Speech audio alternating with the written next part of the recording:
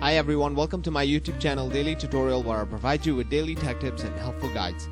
In this tutorial, I'm going to show you how you can log into your online banking account for HSBC Bank. First, make sure you have a good internet connection and it's working properly. Then go ahead and open up a web browser. On the search bar, type in us.hsbc.com.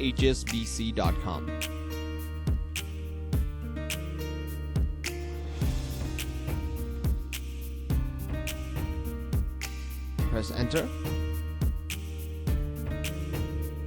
Now once you land on this page, click on the option that says log on the top right corner.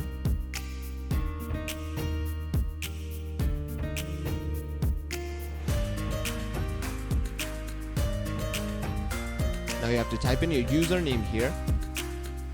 If you want the website to remember you, click on this box and then click on continue.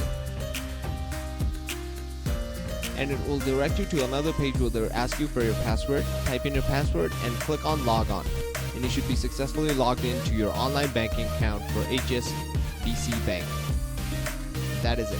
Thank you very much for watching this video. Be sure to leave a like, share this video, and subscribe to our channel for more helpful guides just like this.